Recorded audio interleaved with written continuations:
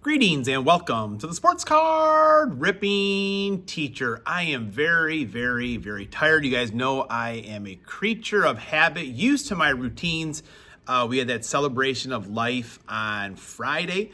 I have never seen as much blue and orange as my life as I saw Friday night. And then Jackson and I, we headed to St. Louis for his tournament, and they did very well.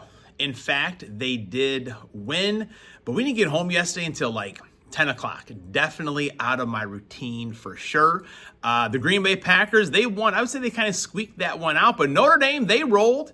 They rolled right over Pitt, and they will be playing Syracuse this Saturday, and we will be in the house. I am looking forward to that for sure. Time with the family at Notre Dame Stadium. All right, class is in session. Today is Monday, November 17th, 2025, lesson number 66, and take goes out to the Roadrunners soccer team. That's right. We had two teams there, and neither one of them had a loss the entire weekend. Our one team had two ties and a victory, just missing the championship game. The team Jax was on, they went undefeated and also won their championship. So we were there a little bit later, but at least they got the trophy coming away. But the boys definitely made some good memories. That's what it's all about, having time with your friends.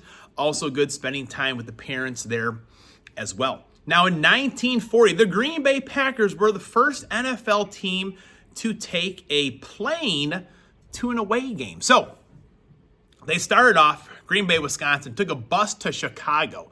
So I'm not sure if they went to O'Hare or Midway, Meigs Field, whatever it is, but they hopped on the plane. They had to refuel. Again, planes now can go halfway around the world. They had to refuel in Cleveland on their way to New York to play the Giants. And in Cleveland, things got a little bit off the tracks.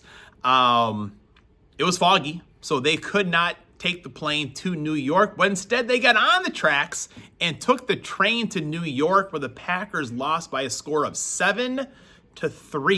But that's how those games were back in the day. 7-3 was a good football game to watch.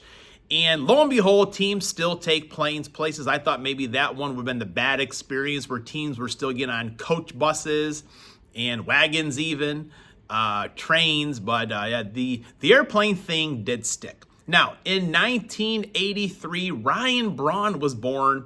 And I was kind of chuckling when I see or hear his name, just because every time he came up to bat at Wrigley Field, he was quite a few years removed from his incident, fans would boo. Kind of the same way when Sammy Sosa would get up there. Fans would just be relentless after that cork bat thing. So, athletes, when you screw up, fans, they do remember. Now, here's this week's lesson plan.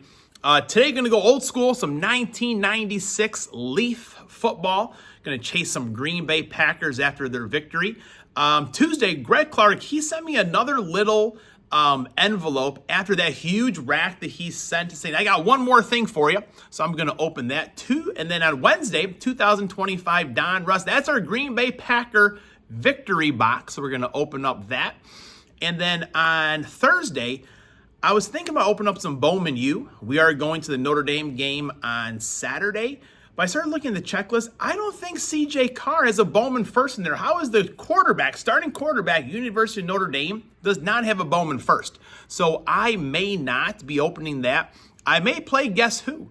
Adam's Card Closet, he does that on his channel. But I had won something at a card show by us maybe about, it was a month ago probably. Came in the mail last week, so I may do that.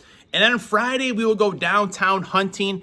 I think I have 4 more blasters left, 1 or 2 mega boxes.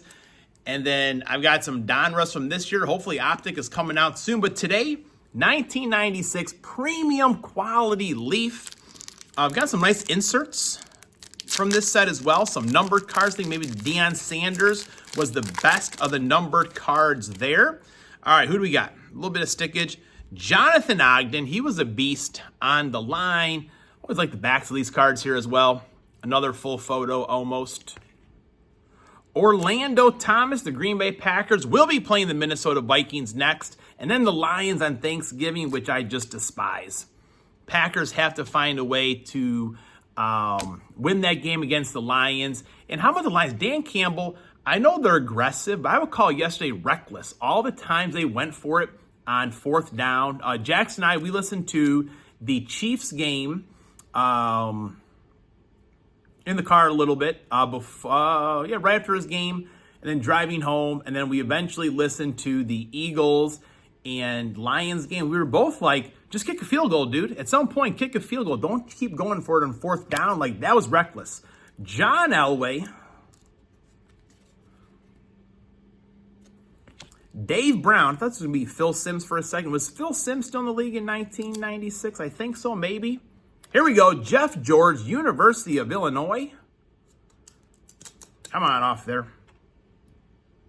Oh, this guy, Yancey Thigpen. I remember a game he had against the Green Bay Packers where he just totally balled out. Probably Neil O'Donnell was his quarterback, I do believe. Derek Alexander. And we're going to end it right here with Mark Chmura. Look at the size of those biceps right there. Mark Chmura, one of the favorite targets of Brett Favre. So that does it for today. I think the Cowboys are probably going to roll Monday Night Football. I don't think the Oakland Raiders will put much resistance, but you never know the way the NFL is going this year, folks. Class is dismissed.